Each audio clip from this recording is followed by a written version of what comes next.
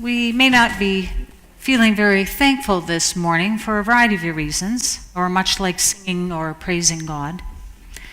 Since the deadly rampage in Las Vegas, and as the ongoing crisis for the people of Puerto Rico continues, and wars and conflict rage throughout our world, even sometimes the crisis in our own lives, we can feel overwhelmed by the devastation and wonder, what can I possibly do? We could become cynical or disheartened. But as a people of faith, we are challenged to live in hope in the face of such despair. We are challenged to love in the face of hatred, and we are challenged to act in a way we can to promote harmony and peace in this broken and hurting world. King David, who wrote many of the Psalms, understood the ebb and flow of life's seasons. When you read the Psalms, you find some brimming with praise and thanksgiving, and some bemoaning life and health and disloyal friends. But no matter the circumstances, most of David's poems end with encouraging thoughts about God. And truly, no matter what you and I face today or find ourselves carrying into this holiday season, we can be encouraged as we ponder David's words in response to life's ups and downs. In all things, give thanks to God, is what we heard read in our passage from 1 Thessalonians. And David's Psalm 100, on your feet now, applaud God and bring a gift of laughter and sing yourself into God's presence. Know this, that God is God, and God has made us. We didn't make God. We're God's people, God's well-tended sheep. Enter with the password, thank you. You may be familiar with the meditations of Richard Rohr. I know Sharon has been posting them on our webpage for some months. Richard Rohr is an American Franciscan friar who is an inspirational writer and theologian. And this week's post featured the life and words of Thérèse of Lisieux. She wrote, I understand so very well that it is only through love that we can render ourselves pleasing to the good God, that love is the thing I long for. The science of love is the only science I desire. Rohr writes that Thérèse of Lisieux died just before the most violent century in human history. She believed in the science of love, a way of living that harnessed the energy of love in the smallest of interactions. Rohr asks the questions, now what if we practiced this science of love in our own lives? What if we trusted in God's deep mercy and love and goodness every day? Rohr goes on to suggest that he believes the greatest sin of our world is what he calls ignorant killing. He suggests that we all need to recognize our own personal and structural violence. He writes, the death instinct always comes from people who are unconscious, unaware, and indeed do not know what they are doing. Now we can hear Jesus on the cross and know why he said, Father, forgive them, for they don't know what they are doing. For Rohr, the opposite to this ignorance is awareness. He says that when we love, we do know what we are doing. Love is always a highly conscious act. We do evil and hurtful things when we are not conscious or aware. Apparently, Thérèse of Lisieux lived for many years in a convent. She shared each of her days with the same people, and as many of us know, the people we live with are not always easy to love. Be they family or neighbor or co-worker, Teresa practiced her science of love not by forcing her to love everyone around her, but rather by being aware of and paying attention to the times that she acted in unloving ways.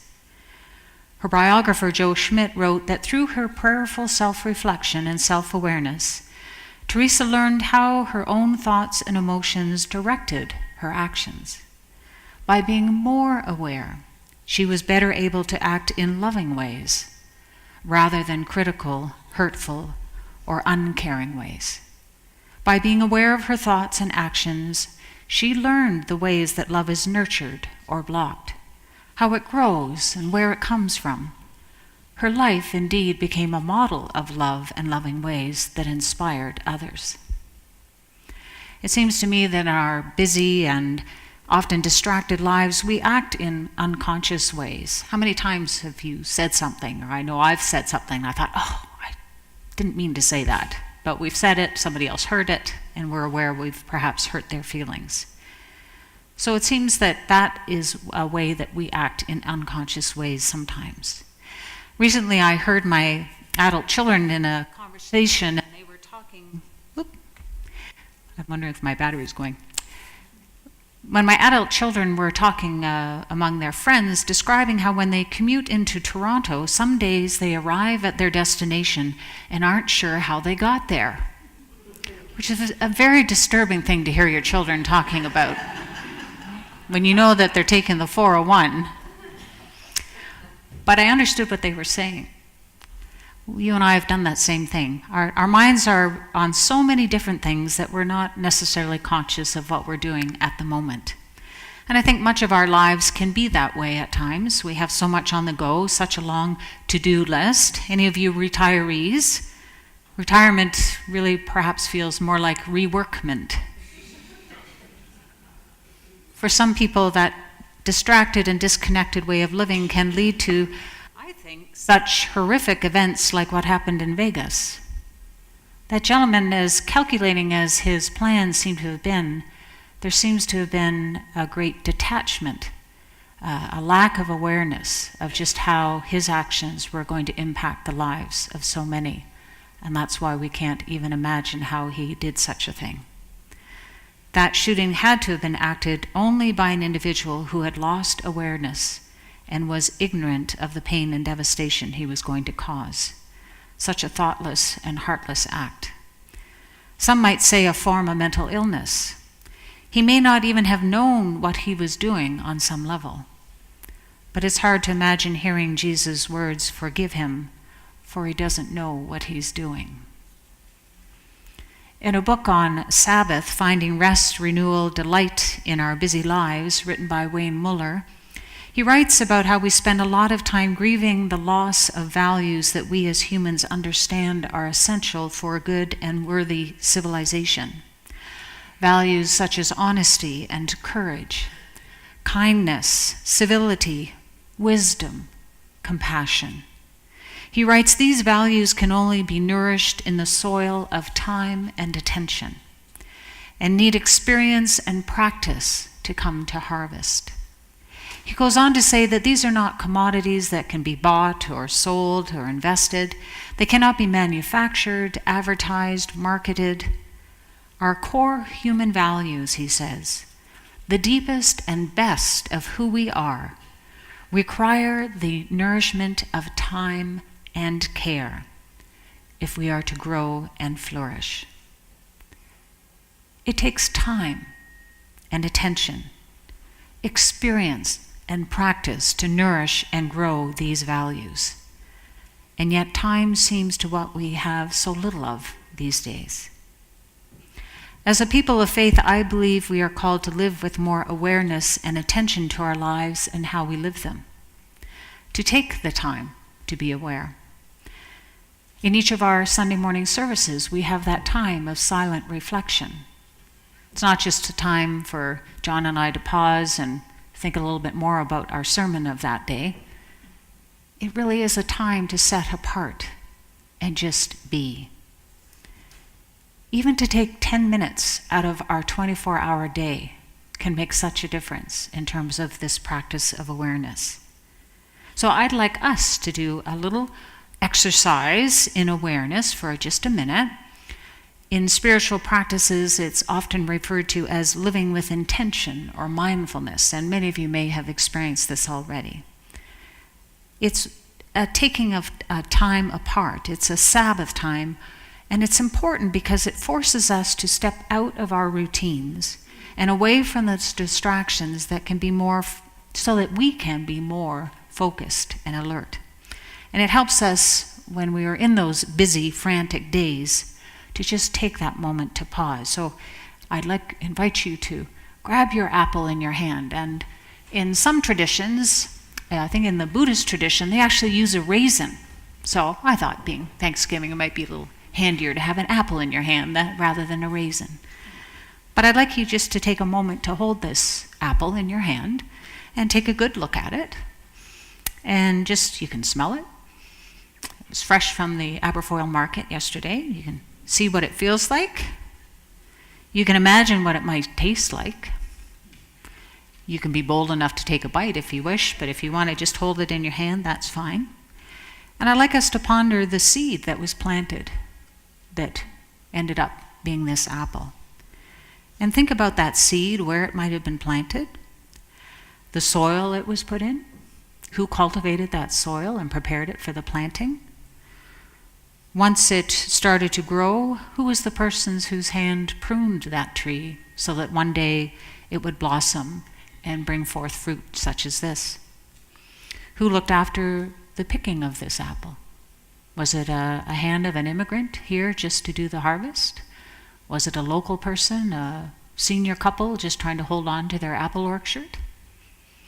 Were the hands that went into bringing forth this apple that's resting in our hands today? Where was it delivered? Was it packaged? Was it driven by a truck? Who unpacked it at the grocery store? Who stacked it in that lovely display inside the doors advertising Food Ontario? Those that come to purchase it, what might they be imagining they'll make out of it? Ron told me that in a bag of apples that I brought in today, he figured there were at least 5 apple pies in it.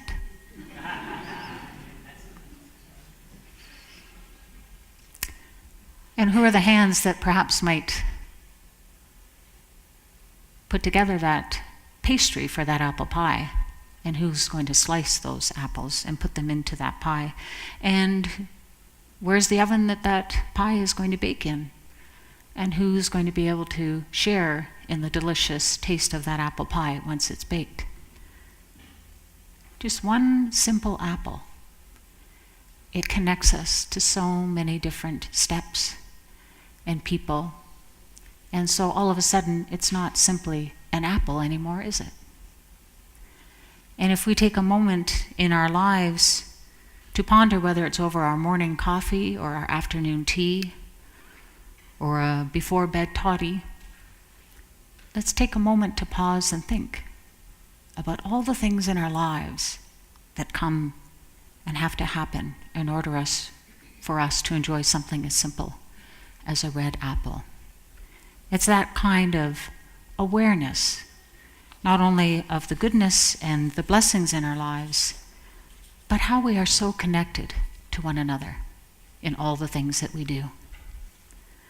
Paul's letter to the church members in Thessalonica was a reminder to practice a science of love.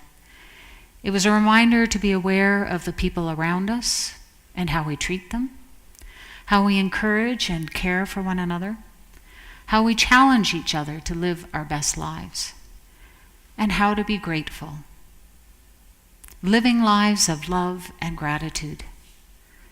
Throughout this season, may each of us take time to harvest, to set aside the gifts of our lives, to hold them in gratitude, and ponder the ways that we can act more lovingly and generously toward one another and ourselves.